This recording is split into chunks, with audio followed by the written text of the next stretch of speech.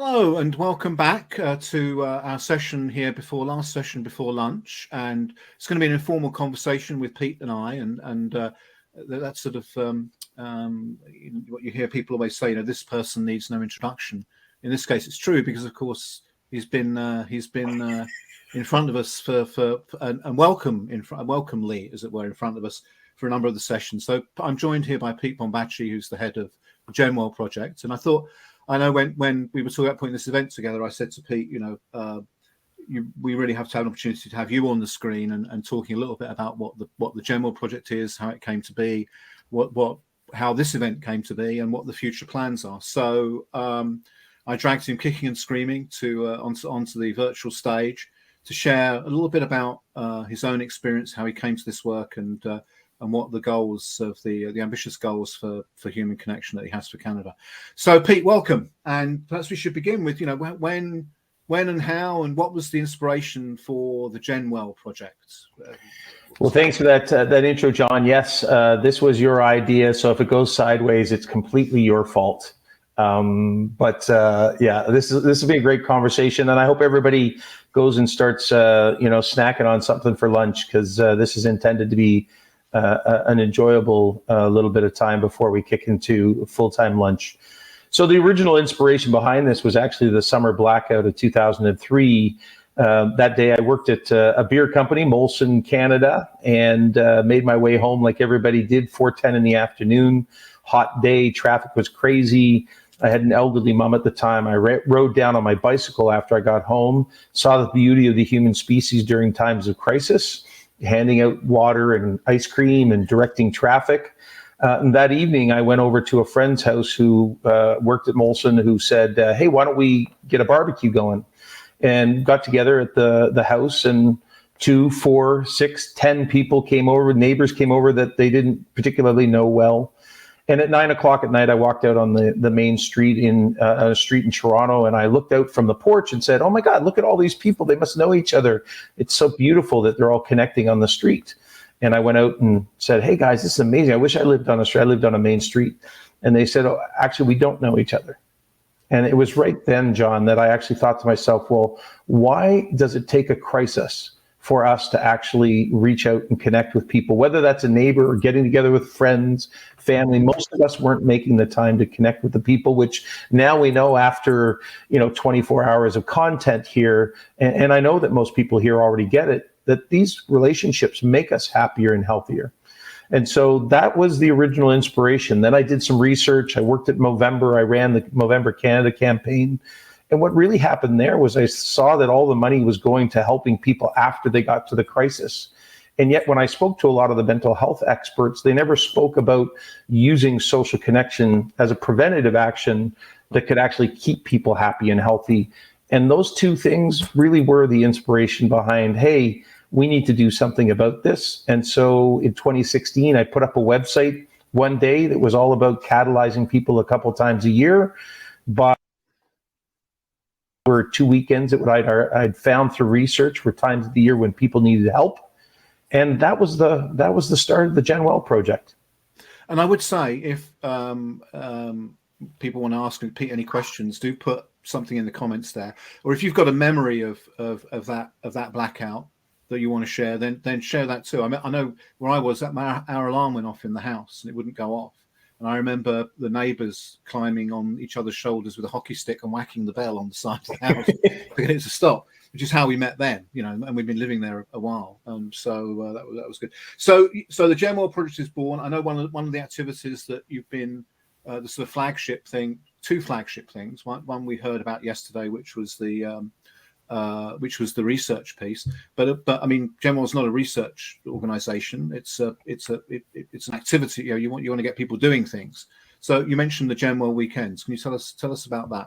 What are those? Well, it's so interesting. So when we started off, the original idea around GenWell Weekend was creating catalytic moments throughout the calendar year in which we focused not on, we have so many of these in our calendars, and we see it even in Vanessa's presentation. We have Valentine's Day, St. Patrick's Day, Canada Day, New Year's Day, all these things but people didn't connect it to what the value of connection was. We would, we'd dress up in our green stuff and drink pints of green beer, or we'd go and buy flowers for somebody.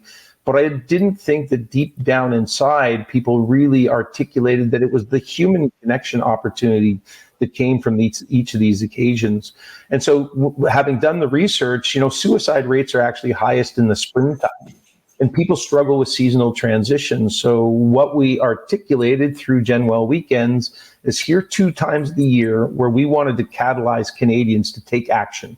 And whether that was connecting with family, friends, neighbors, colleagues, or classmates, we wanted you to make us the excuse, we became the permission for people to feel more comfortable in reaching out to other people and just saying, hey, do you feel like getting connected this weekend? I'm doing it to support the human connection movement that's trying to make us all happier and healthier. And really what happened since there, John, is the recognition of we started with the end goal versus what we need to do. And I think that's what this entire conference is about, is until people understand the why, so the education about human connection, trying to get people to take action becomes a bit of a challenge. So this is where we're really focusing our time and attention right now. And through social media, for 5 years, we've posted every day, educating people about the importance of social connection. But conferences like this blow this opportunity up to get more people to become part of the human connection movement and spread this out to all Canadians. Yeah, because I do think that, that sort of, the power outage was sort of a magical moment in the way in which it brought people together. But it was over, and I suspect what happened as soon as the power came back on, people either plugged in their phones or turned on their TV, right? I think it sort of happened and then it was gone. Whereas what we're seeing now with another crisis with COVID is a much raised, I think, recognition of the importance of this. Yeah, I think, pre-pandemic, if I had this conversation with 99% of Canadians, they looked at me like I was, intoxicated or, on some type of hallucinogen. The reality is the pandemic was the crisis that woke us all up to the importance of human connection in our lives. And still not everyone is fully bought into the idea that, can it really have this much of an impact? And the research was there long ago. John Cacioppo, obviously Julianne Holt-Lundstadt out of the US. A lot of these facts existed. It's just it hadn't presented itself. And we saw in Dr. Francis Chen's presentation this morning, look, we've been educating people on food since 1942 as part of the Canadian Food Guide, 1971 participation. We know about sleep. We know about exercise. We know about a lot of things. And even I'll give Bell Let's Talk credit to raise the consciousness on mental health 12 years ago. Yes. So we've now spoken about mindfulness and gratitude and journaling and yoga and all those, and they're all important. But we've missed one really important piece. It's called social health. And I predict within 2 to 3 years, we will all use the language social health not in place of, but in complement to mental health. Social health is the upstream action and focus that we all need to be paying attention to avoid mental and physical health issues. Because I do think there is sort of a danger in a sense that I see it in some of the work I do in workplace mental health that people have their thing that they do. It's like we're mindfulness, and mindfulness is like the answer to everything. And they sort of, and I don't want to pick on mindfulness people. I think mindfulness is great, by the way, or gratitude and stuff. And the way in which, and I think one of the things with the connection piece is it touches on all those things. I do have a question for you related to just what you just said, but before, just a couple of things that Carolyn is saying that here. Carolyn Keish, during the blackout, she invited our neighbours over for coffee, had the barbecue, showed up with cups in hand and pajamas. One of her favourite memories. And Jamie has a question about peer support. What do you think about peer support? And I'm assuming, and Jamie, do text if I'm wrong. When I think of peer support, I know some folk in the workplace mental health area where where there's peer support among people who say suffer from depression or PTSD and that kind of thing. I'm sure it takes place outside the workplace, but that's sort of where my mind goes. Do you have a comment on that, Pete?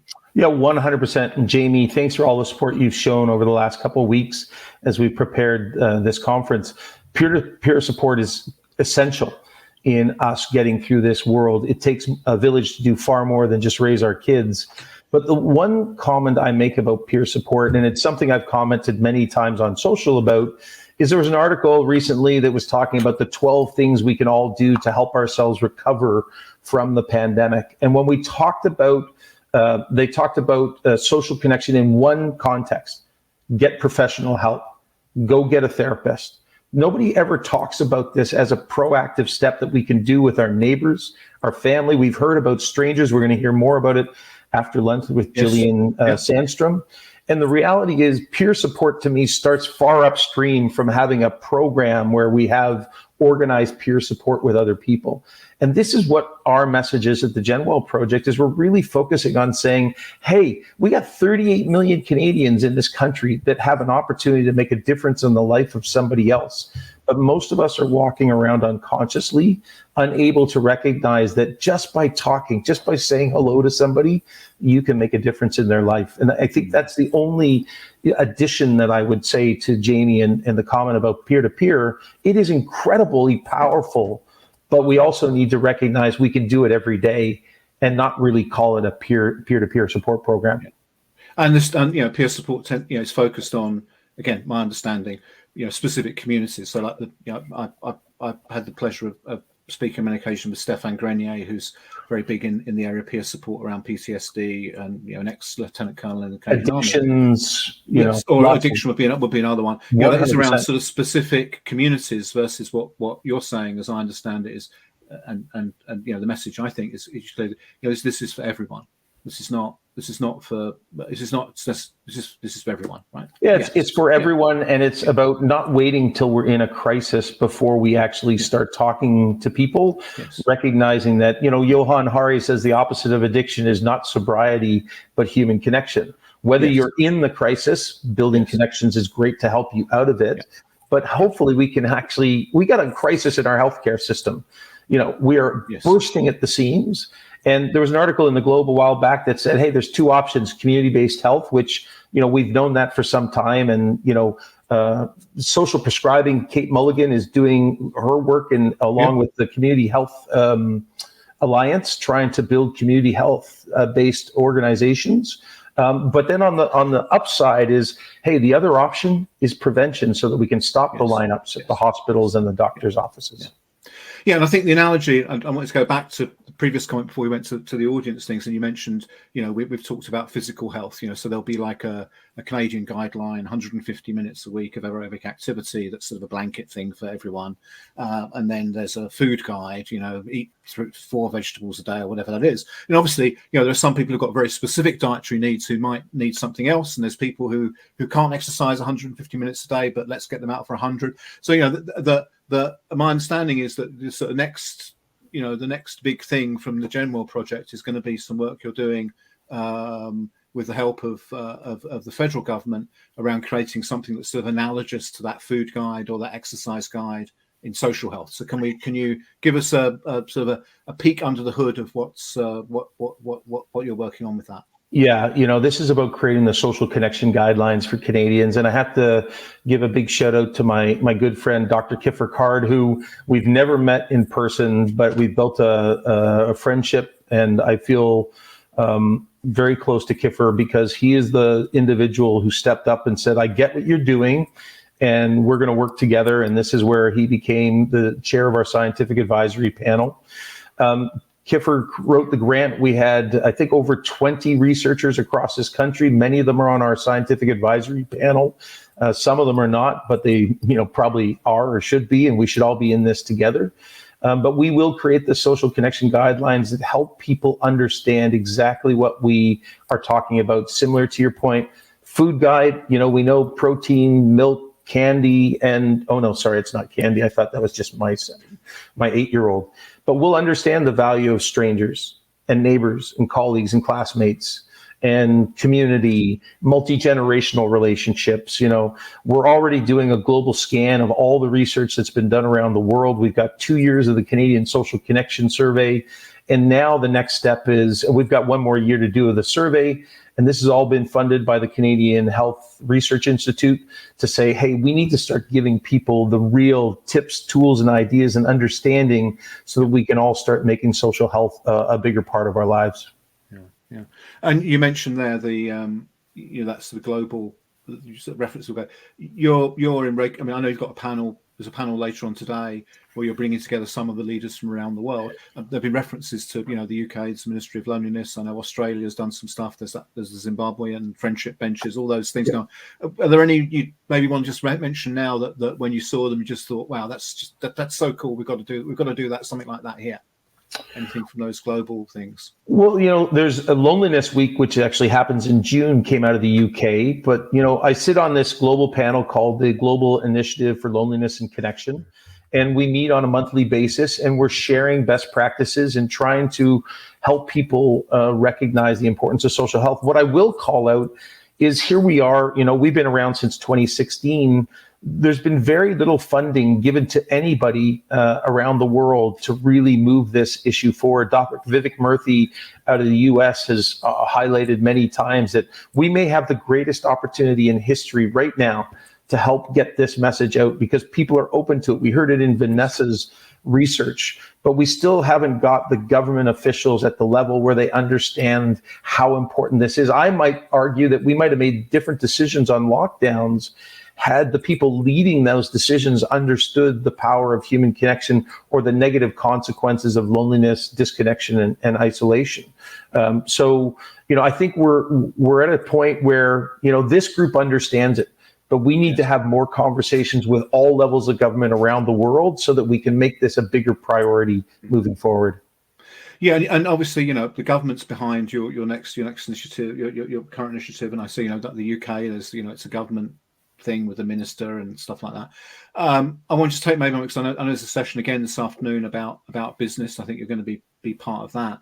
One of the things I've noticed is 5 years ago doing workplace culture events, 5-10 years ago, no one talked about belonging or about relationships or anything. In fact, if you mentioned the word community to a conference on culture, you risk having food thrown at you or something. I mean, all they wanted to talk about was values, values.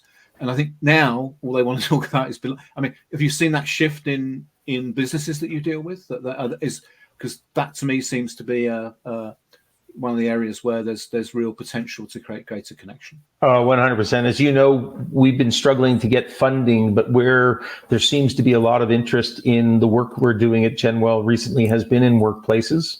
So I think businesses, we all took it for granted. The routines were set for us for the last 50 to 100 years. You got up, you went to the office, you had break at 10 o'clock, lunch at noon, break at 2, and you went home at 5, 6, 7, or 8.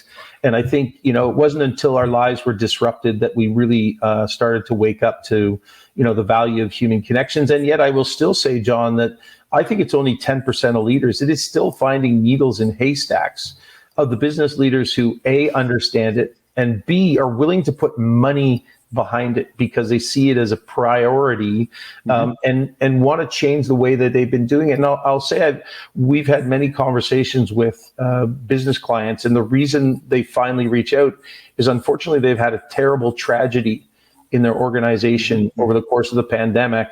And so our reactive approach to healthcare in the workplace, which is, hey, here's the 1-800 number when you're in crisis, it's not good enough. We need to actually proactively support our people. We need to educate them on the power of human connection, but also inspire them to use the other proactive things that we can all be incorporating into our lives so that we don't wait till the person is in crisis or, having a health issue. We need to be more proactive as organizations. And as business leaders, what the research will show you, if you do that, you will get more out of your employee. You will get the person who will run through a wall for you, because when you demonstrate that you care about the employee will demonstrate that they care about you. Well, I know this morning, in the opening session, Francis talking about the power of kindness, right? Yeah. On the one hand, we've got this very, I think in many ways, a very complicated problem. Thinking about Kwame yesterday, talking about income inequality and the like. I mean, these are big issues. And then on the other hand, you've got these sort of very simple gestures people can make. And I mean, you think about kindness. I mean, how often, how much of a priority is being kind for leaders in organizations, for instance? Yeah, and I think when I hear the word kindness, I even and I think was this part of a conversation yesterday, or maybe it was an external conversation. I don't think most people even think about human connection when we think about kindness. We think about dropping off muffins, holding a door, taking out the garbage, shoveling a driveway. Yes. We need to really get down to this root understanding of a simple conversation with a friend, a colleague, a neighbor, a classmate. We are all in this together. And if we can help people really, Francis Chen's presentation this morning to me, from a health and well-being standpoint, if you watch that presentation and you don't take social connection more seriously in your life, then, and I know people will, why do we all, and I'm sure if you surveyed the country, we all know to exercise 20 to 30 minutes a day, drink 8 glasses of water. Whether we do it or not, it's still a challenge. Get 8 hours of sleep. Well, why do we do that? Well, we know it because we've been educated over a long period of time. We are 50 years too late with this message, but better late than never. Except there is, I think, and it was something I think came up yesterday in the discussion, not literally, the actual word didn't come up, but I think the issue came up yesterday in the overtime when we were talking about things. There is a dreadful stigma around loneliness that is far greater than, and you mentioned, Bill Let's Talk Day and the work they've done essentially around depression and anxiety, and I'm sure there's other things, but in essence, where people will openly talk about depression, people will not openly talk about being lonely in general. So yeah. I think there's work that needs to be done there. And obviously the work you're doing is helping that, obviously. Well, my good friend from Australia, Phil McAuliffe, who I've gotten to know over the course of the last year, certainly does a great job at making loneliness a more normalized part of the conversation. He does indeed. He does it with style as well. With style, no question. Yeah. That beard is spectacular. Anyway, what I would say just about this is there's a reason why we called ourselves a human connection movement and not a loneliness campaign. Is because we really do want to focus on the proactive, positive, upstream action that we can all take advantage of. And the great thing is if we're doing an event that's around human connection, I don't need to pinpoint that you're the lonely person. Hey, all the lonely people, you come over here and let's get in the corner and let's all look at them. And let's make sure that we're doing something to keep those people connected. When we do it through a positive lens, what we say is, hey, you, every one of you, let's go do this. Let's go get connected. Let's go volunteer. Let's go have a coffee. Let's go have a beer. Let's have a hot dog. I don't care what you do. But when we do it through a positive lens, it gives everybody the opportunity to feel like they belong. They're part of the solution, and we can do it together. I have noticed you're a particular fan of food-related activities. Food and beer. Like food and 20 years. I know you have a background in Labatt's, right? Molson, in the hospitality industry. So, okay. Well, we've talked about your past. We've talked about what's currently going on at GenWell. We've only got a couple of minutes left. Phil made a good point, I think, here about which I think reinforces what you've been saying. That social health in workplaces is more than just telling people to do yoga. I mean, it's more than it's more than just creating kind of these sort of opportunities which may sort of suit the preferences of leadership versus what it needs to be a more holistic approach. But I know one of the things you're doing is you're doing a lot of speaking lately, right? I mean, perhaps you could what kind of audiences are most receptive to your message at this point, and where do you see that going? Yeah, I think this is the way we're going to generate revenue in the short term until we get government and foundations and philanthropists to understand that the preventative message is one we should be investing in, because I think we're far behind. But the 3 places that we focus on, John: workplaces, community, and classrooms. And so we've spoken it now and worked with over 30 colleges and universities in this country. We speak with community groups and organizations that can bring their community together that want to hear from us. And workplaces, we're now, we probably are in the neighborhood of 40 or 50 conversations with programs and speaking opportunities in each one of those. So, we might have started this movement thinking we could educate 38 million people all at one time. But I think what we've recognized is we're going to educate and inspire this country to get connected, one classroom, one office place, and one community conversation at a time. Okay. Well, we're out of time. There's a few more comments here. Kiffer has mentioned something around stigma. certainly agreeing with the notion of this big stigma there. Marianne talking here about some of the things, that choices you can make to be more human as a leader.